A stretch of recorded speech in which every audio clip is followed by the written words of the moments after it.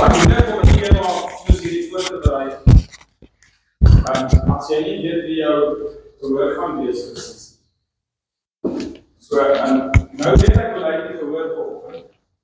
So ek gaan net, terwille van die ander sprekers dit deel. Die meeste van ons wat vandag hier is 'n lidmate van ons gemeente. En die tema is nogal een soos die gesê dat baie maklik gesien kan word as 'n intellektuele tema. Maar hy het ons geraak aan hoe dit reg baie ontwikkelings word in 'n mens se lewe. So, ook terwille van die sprekers, dat julle weet wie is die mense wat voor julle sit. Ek sien hier is ook mense wat ons is nie filosofe, ons is Christene.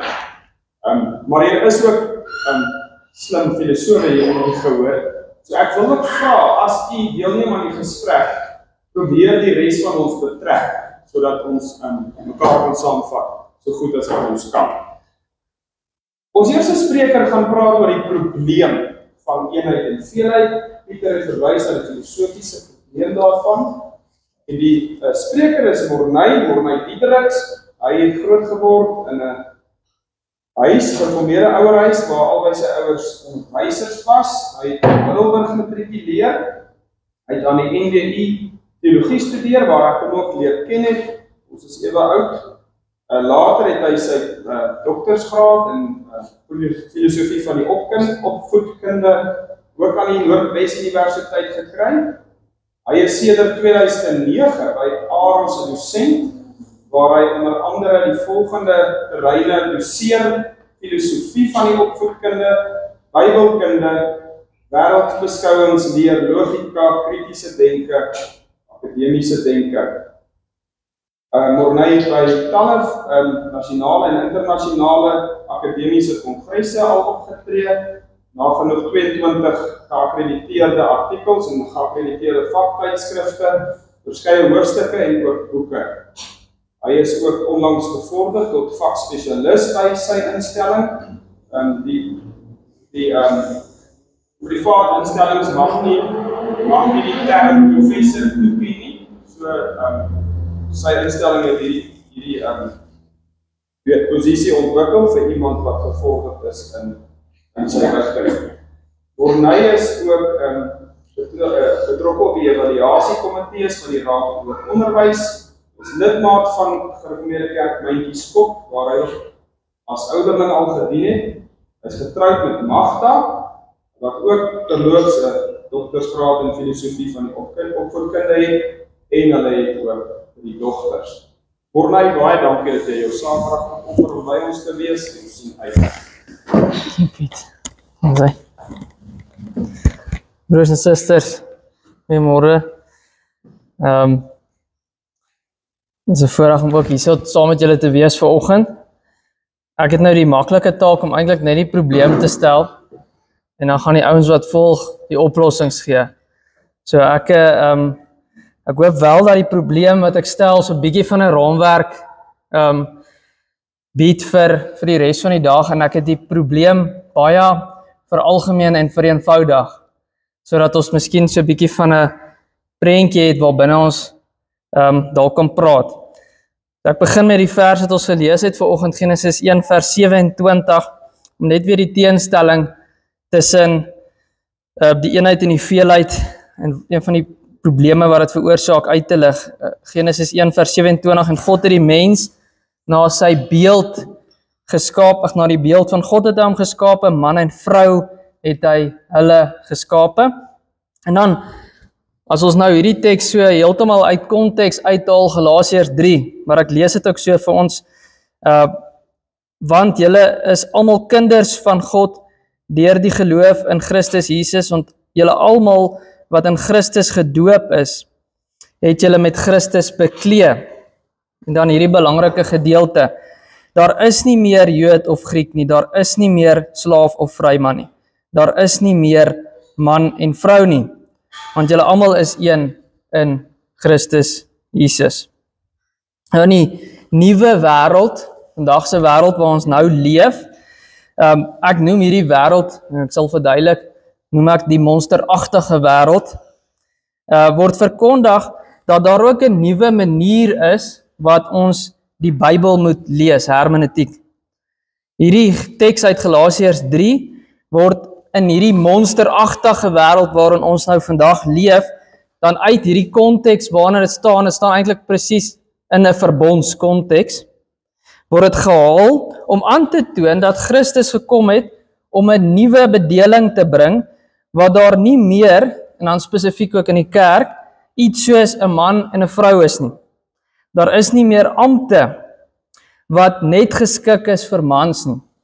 Daarom behoort vrouens ook in die ampte van diakens, ouderlinge en predikante te dien. So net 'n opsomming. Om te besef dat ons tans in 'n ander wêreld lewe, werp ook lig oor waarom iets soos die vrou in die ampt vandag 'n kwessie is in vandag se tyd. Maar nooit byvoorbeeld voor die 1950s was dit 'n kwessie gewees in verskillende kerke nie.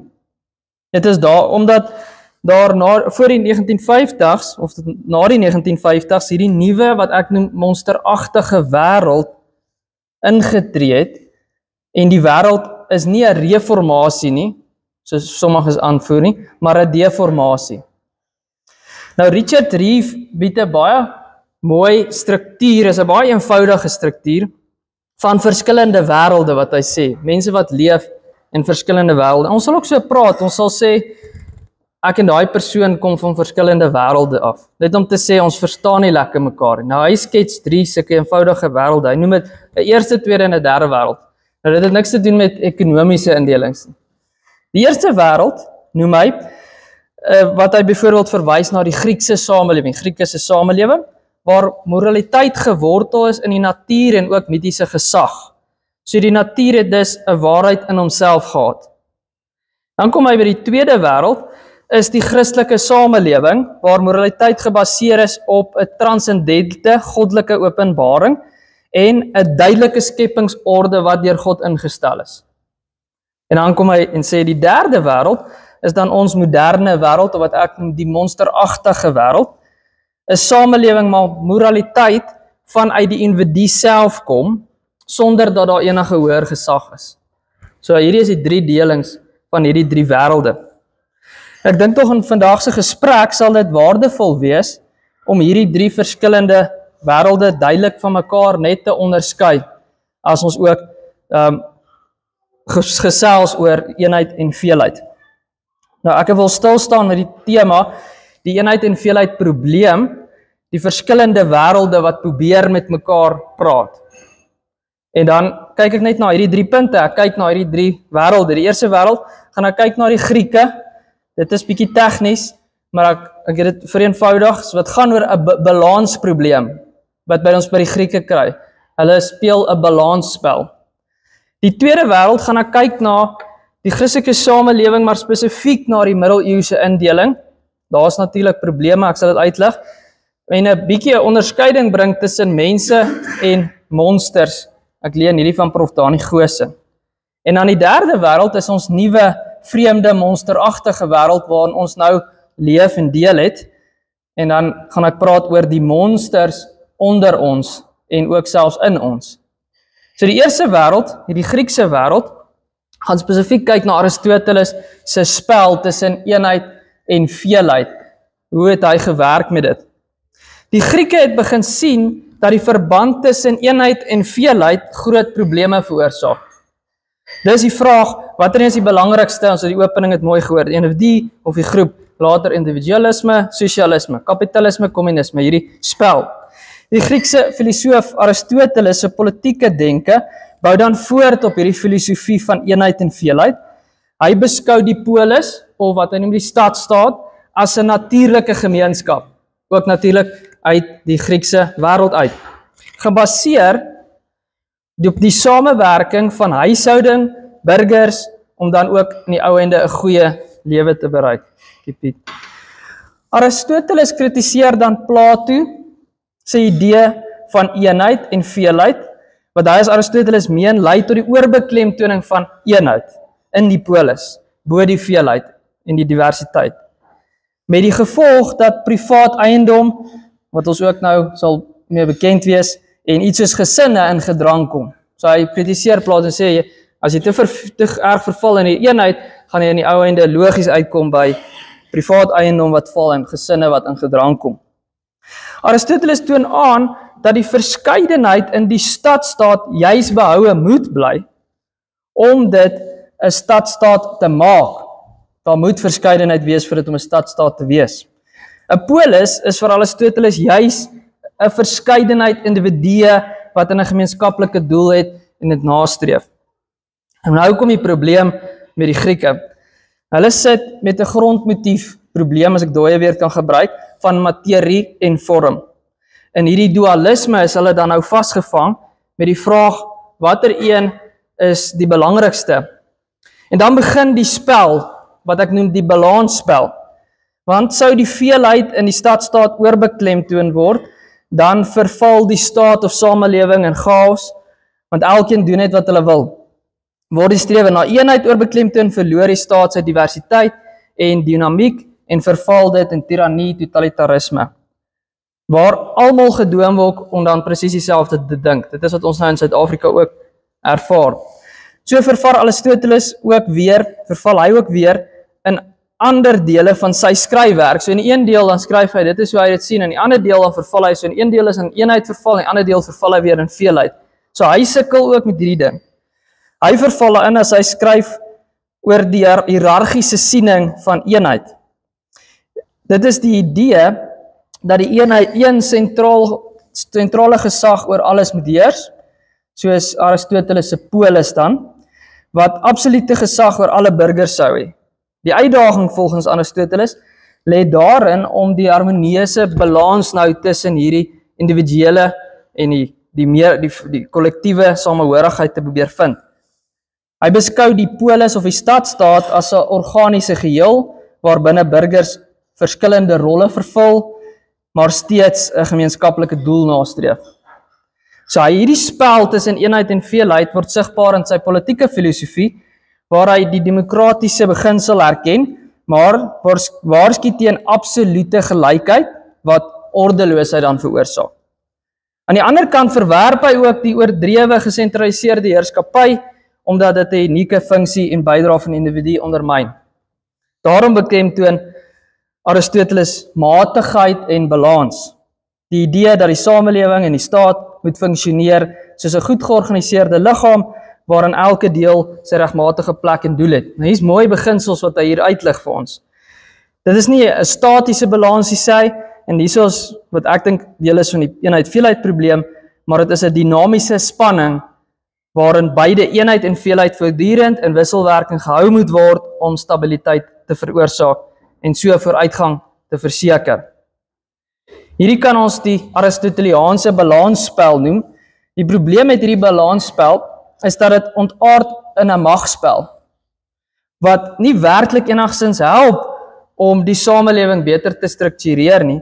Dit laat jou steeds net binne die eenheid en veelheid probleem en aan die sterkste een bepaal waar lê die klem. En dit bring ons dan by die tweede wêreld, as voorbeeld die middeleeuse samelewing, en dan die vrees vir monsters gedagte. In die middeleeuse stad was die gemeenskap nie net so abstrakte idee gewees nie, maar dit was 'n fisiese realiteit, hoe dit gebou is. Dit was sigbaar in die struktuur van hoe die stad in die middeleeue self opgestel is. Dit het stadsmure gehad, met 'n verdedigingsfunksie. Ons kan praat van ons sekuriteitsstelsels. Die stadsmure het nie net die verdedigingsfunksie gehad nie, maar het ook in die grense tussen orde binne die stad en chaos buite die stad gevorm.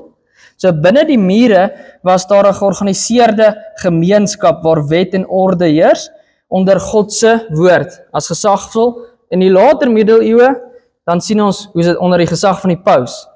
So die verkeerde plasing van gesag, maar goed, so dis hoe dit binne die stad ordelik was. Terwyl buite die stad dikwels as 'n plek van gevaar en wetteloosheid beskou is. Hierdie fisiese skeiding help ons om die middeleeuse begrip van monsters ook so 'n bietjie beter te verstaan. In die middeleeue was daar 'n duidelike onderskeiding tussen burgers en vreemdelinge, tussen die beskaafdes en die gemeenskap binne die stad, smure en die onbekende of in vandag se terme die onwettige migrante. die gevaarlike wêreld daar buite. Monsters was simbolies van die bedreiging wat van buite kom, die ongerepte natuur, die barbare of selfs die duiwel in sommige van die boeke en ook kunswerke. So binne die middeleeuse stad was die kerk en die markplein dikwels die sentrum van gemeenskaplike lewe. Hier het mense saamgekom vir aanbidding, handel en besluite oor hoe die stad bestuur moet word hier in die stad. Daar was 'n duidelike orde. Iedereen het 'n plek gehad, van die gilde, die ambagsmanne tot die adel. Dit was nie net 'n praktiese manier om 'n samelewing te organiseer nie, maar dit het ook 'n teologiese betekenis gehad. Die stad was 'n simbool van orde, goddelike gesag en die gemeenskap wat saamwerk. Diegene wat buite die stad geleef het, die rondlopers, die bandiete, die ketters, was dikwels getipeer as die monsteragtige. Hierdie mense het nie binne die goddelike orde van die stad gefunksioneer nie, en was dus gevaarlik of verdag. Ons kan self sê, hulle was die abnormale. Ons nou dink aan die prentjie wat net nou hierso voorgestel is. Daarom was middeleeuse verhale vol monsters in die woude, berge wat afgeleë ruïnes met hulle in geleef, verteenwoordiging van hierdie wêreld sonder orde, sonder wet en sonder God se beskerming. En nou kom ons by die derde wêreld, wat 'n omkeer is van hierdie orde, die wêreld waarin ons nou leef. Hierdie derde wêreld, die nuwe vreemde monsteragtige wêreld, wat Reeve die derde wêreld noem, het ontwikkel vanuit die radikale nuwe verstaan van God en mens. So 'n slukkie water vat.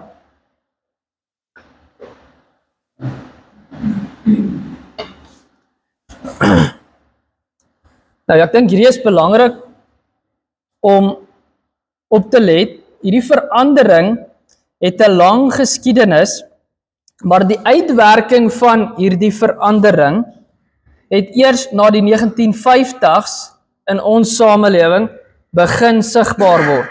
So in ons tyd, dis 'n baie kort tyd in die geskiedenis. Dis die tyd waarin ons nou leef.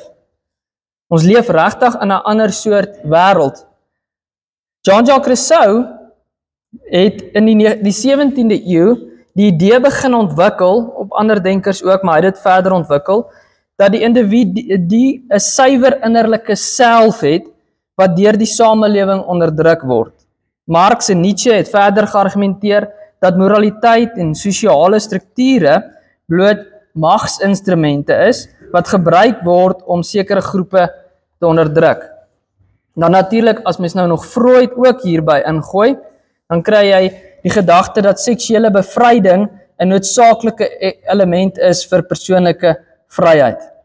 Hierdie denke het nie net 'n seksuele revolusie veroorsaak nie, maar ook gelei tot die idee dat identiteit nie van buite nie, maar self gemaak moet word van binne. In hierdie wêreld bepaal die individu sy of haar eie realiteit. En selfdefinisie word gesien as die hoogste gesag. Dit is waarom die transgender fenomeen nie 'n afwykende verskynsel is wat net van nêrens afkom nie, maar 'n logiese gevolg van hierdie denke. Dit is 'n totale verwerping van die vaste skepingsorde van hierdie tweede wêreld wat ons ken. Hierdie verteenwoordig duidelik 'n verskywing vanaf die godsdienstige mens wat in verantwoordelikheid teenoor God staan en sy verbondsgenote, wat sy betekenis in die transcendente orde gevind het, na 'n psigologiese mens vir wie die selfontplooiing en persoonlike geluk die hoogste doelwit is. In hierdie wêreld is terapie, of ons sal praat van sielkundiges, is die nuwe godsdiens, waar emosionele welstand die heel belangrikste ding is. Dit is waarheid, of jy emosioneel gelukkig is. Probleme word nie gesien as sonde nie, en jy hoef nie tot bekering te kom of berou te toon nie, maar as eksterne onderdrukking waarteen mense hulle self moet handhaaf. Hierdie terapeutiese wêreldbeeld het 'n diep invloed ook op opvoedkunde, politiek, kultuur en kerk.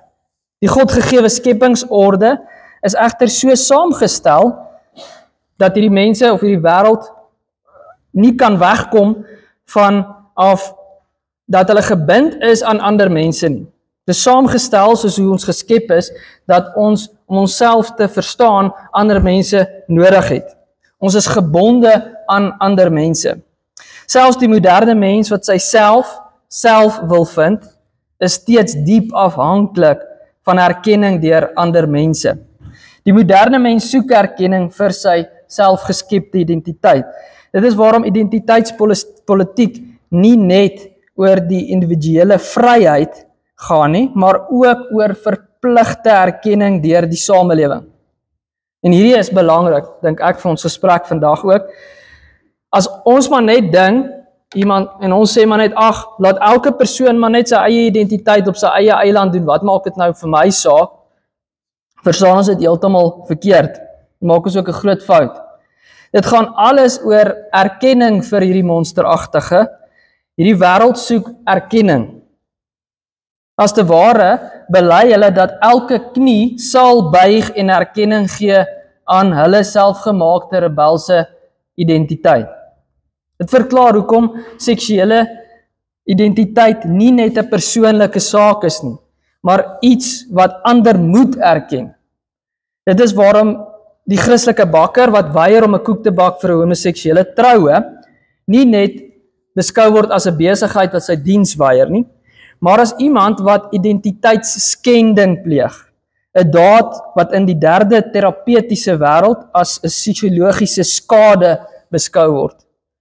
Hierdie dwang tot erkenning sien ons op sy beste uitspeel ook in ons kerklike vergaderings vandag, waar partye van hierdie nuwe wêreld doelbewuste erkenning van die vrou ten opsigte van die verskillende ampte soek. Nou ek gaan die ekstreme voorbeeld vir julle gee in 'n hedendaagse akademiese artikel van Jolanda Dreyer, net om te wys na waartoe hierdie beweeg. Sy het 'n artikel geskryf wat gaan oor heteronormativiteit, is 'n moeilike woord, homofobie en homoseksualiteit, 'n roetekaart vir 'n inklusiewe kerk. Hierdie is 'n baie goeie voorbeeld van die rol van die vrou as ook homoseksualiteit en hoe dit moet beskou word volgens hierdie monsteragtige wêreld in die kerk vandag. En dan gebruik sy Galasiërs 3, soos ons gelees het, wat sê daar is nie meer man en vrou nie in Christus nie, om 'n agenda te dryf vir 'n meer inklusiewe kerk. Sy voer aan dat die normale beskouing van die huwelik wat tussen een man en vrou is, verkeerdelik bestempel word as die regte seksuele oriëntasie. Homofobie, sê sy, sprei dan hier vanuit hierdie wêreldsbeskouing en manifesteer in 'n sosiale stigma, diskriminasie en selfs geweld teen LGBTQ+ individue. Die artikel poog om aan te toon hoe 'n onkritiese interpretasie van die Bybel kan lei tot 'n regverdiging van homofobie. Dreyer stel voor dat die kerk hulle hermeneutiek moet verander, sodat dit beter pas binne die postmoderne teologiese raamwerk. Nou wat ons kan sê van Dreyer is ten minste waardering dat sy die waarheid praat, want dit is presies wat ook ek dink in ons kerkverband ook gebeur, dit word net nie so helder gestel nie. Dit sal behels dat erkenning aan seksuele minderhede gegee moet word, sê sy. En hierdie erkenning sluit nie net in ek erken nie om maar bly ver weg nie, maar ook instemming dat jy saamstem dat hulle reg is. Ons leef vir die eerste keer in 'n samelewing wat nie glo dat daar 'n vaste orde is nie. Dit verklaar waarom konsepte soos man en vrou nou as veranderlik beskou kan word. In die huidige monsteragtige wêreld moet elke mens self sy eie moraliteit skep.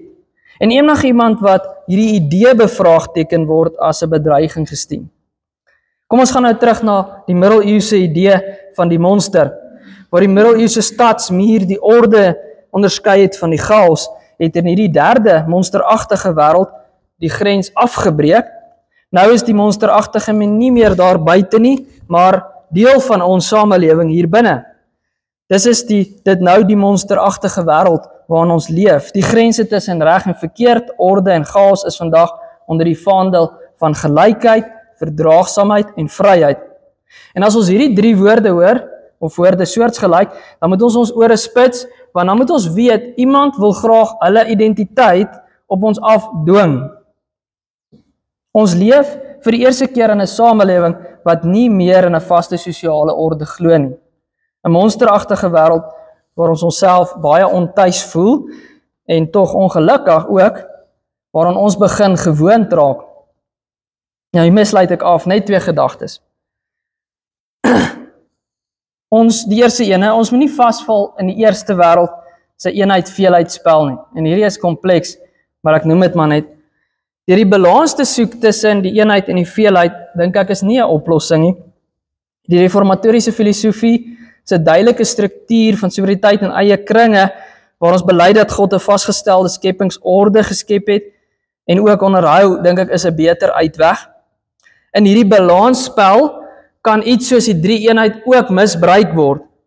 Ons moet oppas dat ons nie die leer van die 3-eenheid misbruik om 'n tipe menslike sosiale orde te regverdig nie. So ons werk van onderaf op nie.